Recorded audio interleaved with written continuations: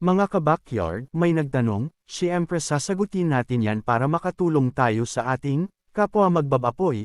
Ito ang katanungan niya, bakit may lumalabas na puti-puti sa ari ng inahin ko matapos ma-AI ng 21 na araw? Sana po ay matulungan niyo po ako ka-backyard.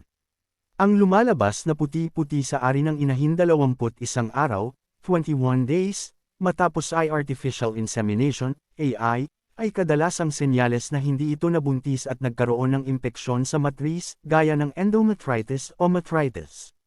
1, 2. Ang ika-21 na araw ang saktong siklo o pag-ikot ng landi, estrus cycle, ng baboy. Narito ang mga pangunahing dahilan kung bakit ito nangyayari at kung paano ito mareresolba. 1. Mga pangunahing dahilan. Impeksyon sa matris, endometritis, ito ang pinakakaraniwang dahilan. Kung may pumasok na dumi o bakterya sa ari ng inahin habang nag-iay, dahil sa hindi malinis na catheter, maduming puweta ng baboy, o kontaminadong semilya, namamaga ang matris. Ang puting lumalabas ay nana, pus, na nilalabanan ng katawan ng baboy. 1, 2, 3, 4, 5. Bumalik sa landi, repeat service, dahil hindi nagtuloy ang pagbubuntis, ang inahin ay babalik sa paglalandi sa ika-21 na araw. Kasabay ng pagbuka ng kanyang cervix upang maglandi muli, doon lumalabas ang naipong nana o dumi sa loob. 1, 2, 3. Impeksyon sa pantog, urinary tract infection, cystitis, kung ang puti-puti ay parang tisa o apog, chalky white, kapag natuyo, maaari din itong galing sa ihi dahil sa labis na calcium o kakulangan sa pag-inom ng tubig. Pero kung ito ay malapot at malagkit na parang gatas o keso, ito ay impeksyon sa reproductive tract. 1, 2, 3, 4.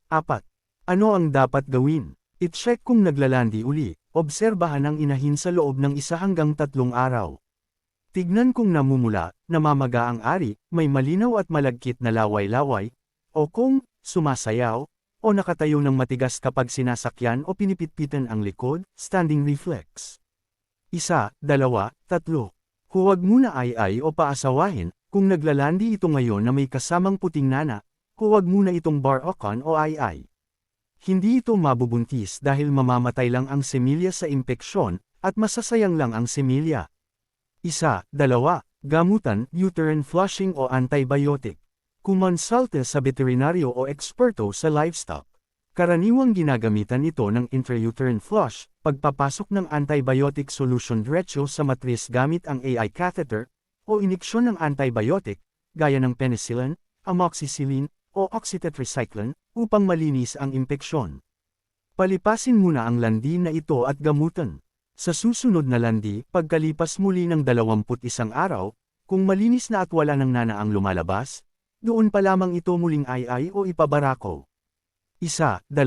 Upang mas matulungan kita, ang lumalabas ba na puti ay mabaho at malapot na parang nana? At napapansin mo bang namumula ang ari o parang gustong magpalandi? Kung mga katanungan pa kayo, drum nyo lang sa comment section para magawan natin ng video yan. Maraming salamat po.